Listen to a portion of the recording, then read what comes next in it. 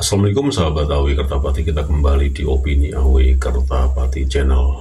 Anda tentu saja menyimpulkan kenapa komentar-komentar para muhibin klan Balawi di setiap channel yang membahas tentang nasab, atau channel lain lah, atau sosial media lain lah yang membahas tentang habaib. Komentarnya nggak jauh-jauh dari diantaranya, kami tetap cinta habaib. Yang pertama. Yang kedua, Imat pengadu domba pemecah belah umat, Imat Al-Kaburi. Kemudian yang berikutnya, konten kreator Dakjal PKI, konten kreator pengadu domba, pengikut Imat Al-Kaburi, dan seterusnya dan seterusnya. Pasti Anda sudah perhatikan itu, komentar-komentar dari muhibin yang semakin hari semakin masif jumlah akunnya dan semakin variatif kalimat atau narasi yang masuk di setiap kali ada konten yang membahas mengenai klan Balawi. Saya kira pernyataan saya ini tidak mengada-ada. Coba Anda buktikan sendiri. Apakah saya bicaranya berdasarkan hanya bacot saja di sosial media atau bagaimana? Silakan Anda berkomentar tentang komentar-komentar dari klan Balawi yang menggunakan tangannya muhibin klan Balawi yang semakin hari semakin masif jumlah akunnya dan semakin variatif kalimat atau narasi-narasinya, tapi intinya nggak jauh-jauh dari yang saya sebutkan tadi. Dan yang paling mungkin Anda juga mungkin ya kadang-kadang juga terpengaruh juga kepada komentar-komentar dari klan Balawi melalui para muhibin-muhibinnya nih. Setiap kali ada konten yang membahas mengenai batalnya nasab klan Balawi, mengenai kelakuan para habaib seperti Bar Demit, Topik Assegaf, Rizik Syihab dan lain sebagainya, komentarnya pasti ini. Anda perhatikan, konten kreator cuman bacot doang di sosial media. Boya turun tangan langsung di lapangan. Buktikan dong omongan Anda, jangan cuman koar-koar di sosial media. Pasti seperti itu. Betul nggak? Nah, kemudian Anda pasti juga merasa, oh ya benar juga ya, konten kreator ini cuman bacot doang ya. Ngomong terus, tapi nggak pernah kelihatan di lapangan.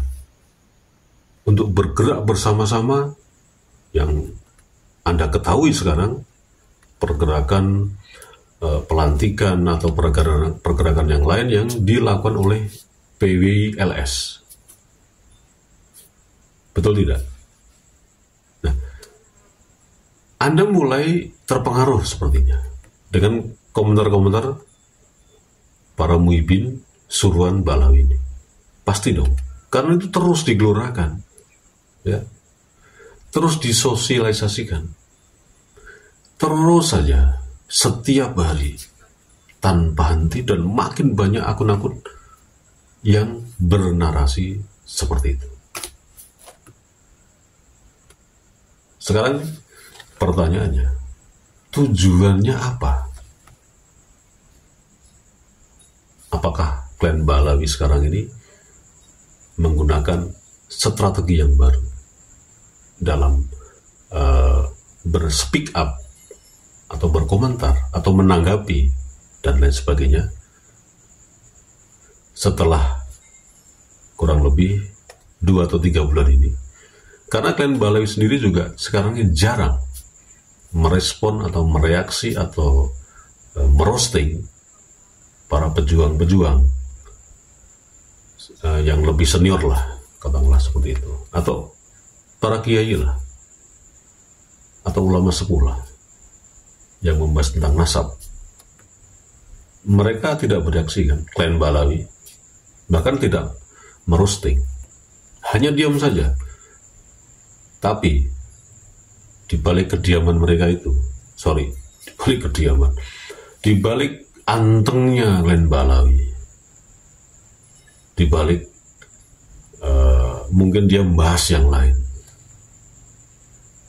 kita tidak sadari bahwa sesungguhnya Glenn Balawi sekarang ini makin banyak memproduksi akun-akun yang memang itu sengaja dibuat untuk menyerang balik teman-teman atau sahabat-sahabat yang selama ini yang punya channel ya, entah di sosial media yang lain ataupun di YouTube ini ya, diserang balik dengan narasi-narasi yang seperti itu, karena mereka paham bahwa konten kreator saya mungkin ya dengan channel yang lain, walaupun pembahasannya sama mengenai nasab Glenn Balawi, ternyata mereka paham kalau kita ini tidak punya keterikatan yang pertama secara organisasi ya. Yang kedua, ikatan emosional.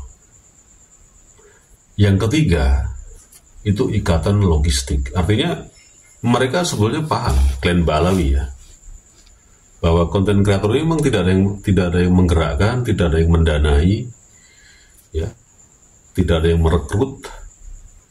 Artinya tidak ada satu pintu yang menggerakkan konten-konten kreator ini seperti saya dalam pembahasan nasab ini. Mereka paham betul sebetulnya. Cuman memang dalam komentar-komentarnya atau dalam framing-framingnya, kan seperti Anda yang sudah perhatikan sejak lama. Ini Kiai Haji Madudin ini punya, Kiai Haji Madudin, Gus Fuad Pleret dan lainnya ini adalah proksi dari kepentingan oknum pejabat yang ada di Indonesia ini.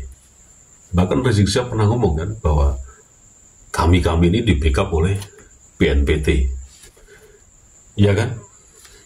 Rizik Syihab seringkali ngomong seperti itu. Padahal kalau mereka sadari dan mereka menggunakan data yang terverifikasi, karena Glenn Balawi ini kan memang orang-orang yang ada di pemerintahan banyak sekali ya, di pemerintahan apalagi di PBNU. Mereka by data bahwa konten kreator ini khususnya, bahkan PBI sekalipun lah yang dibentuk selama ini, itu lemah dalam arti adalah hubungan diplomasi dengan pemerintah. Mereka by data loh, bukan hanya sekedar oceh-ocehan saja. Meskipun sekali lagi di sosial media dinarasikan lain. Nah, narasi yang lain ini untuk apa? Artinya gini loh. Bentar. Glenn Balawi ya menghimbau membuat broadcast lah, seperti himbauan di WhatsApp atau WhatsApp grup itu. Ini loh, kamu nanti narasinya seperti ini, kamu nanti berkomentar seperti ini, nggak jauh-jauh seperti ini loh, yang saya bilang di awal tadi.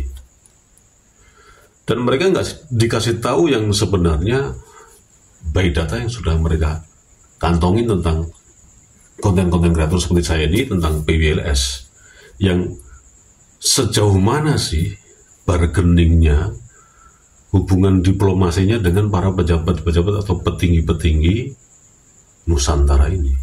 Seperti katakanlah yang ada di kabinet merah putih ini. Mereka by data bahwa kita ini lemah. Itulah. Nah, akhirnya membuat strategi seperti itu, bikin akun sebanyak-banyaknya, serang habis-habisan dengan narasi seperti ini. Mereka diam, Glenn Balawi diam. Udah kompak dan udah disepakati strateginya seperti itu sekarang ini. Nah, kalau itu tidak kita pahami, itu tidak kita waspadai, akhirnya apa?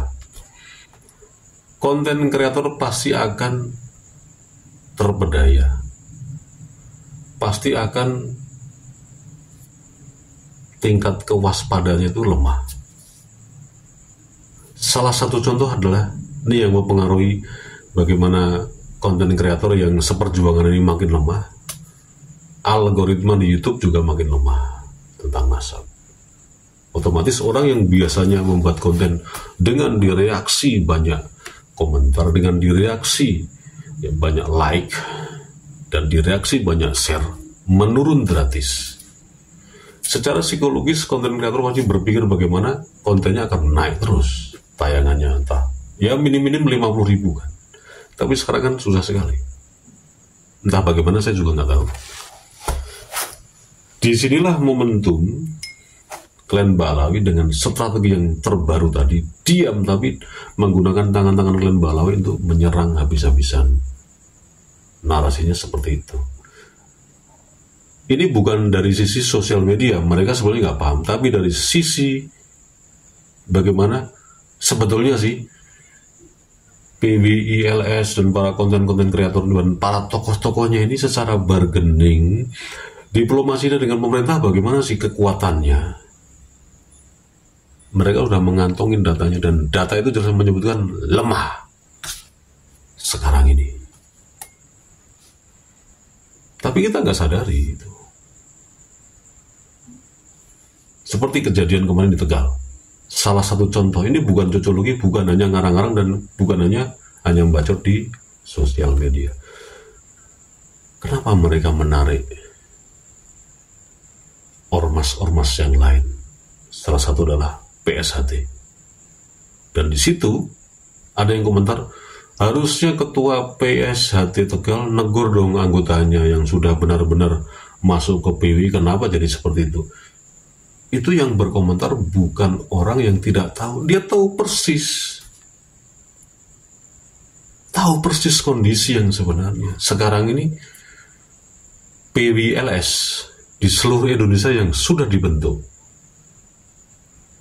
mohon maaf, bukan ngajari, bukan mentausiai, ya, bukan sok pinter saya, tapi tingkat kewaspadaan ketua-ketua, entah itu di PW, entah itu di PC, itu sangat lemah sekali dan gampang percaya dengan orang-orang yang baru masuk, apalagi yang masuk dari EPI, ya, yang terafiliasi dengan ormas-ormas Rizik Syihab lah, masuk ke PWI.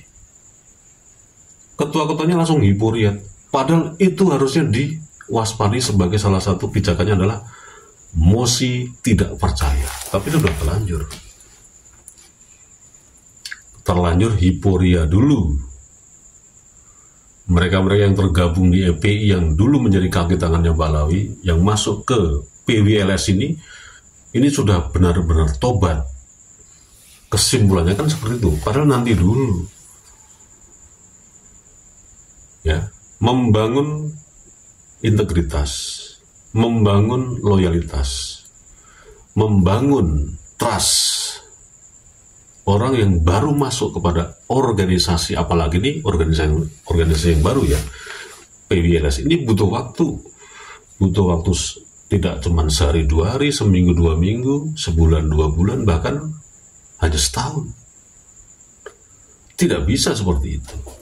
Coba Anda bayangkan bagaimana EPI dan afiliasinya itu dibentuk sudah berapa lama? Kalau nggak salah dari mulai tahun 2000. Kalau nggak salah ya, kalau salah mohon dikoreksi. Munculnya EPI. Ini yang mencuat dan itu masif terbentuk di mana-mana. 2000 sampai 2024. Berapa tahun? 24 tahun mereka bergaul, mereka bergumul. PWLS hanya berapa lama coba? Belum ada 3 tahun, bahkan mungkin belum ada 2 tahun. Nah, sekali lagi, konten kreator seperti saya, ini saya ngomong untuk mengingatkan diri saya juga, bahwa sekarang ini memang harus hati-hati, waspada, dan selalu saja mosi tidak percaya. Dan yang paling terpenting adalah jangan terpancing dengan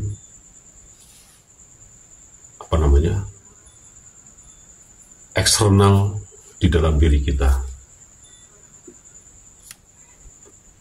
Tayangan menurun, ratingnya menurun, ya, otomatis AdSense-nya menurun, pasti dia akan sangat mempengaruhi psikologis.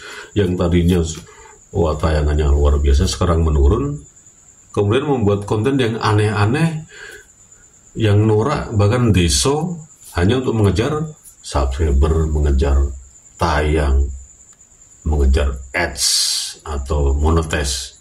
Ini sangat disayangkan sekali.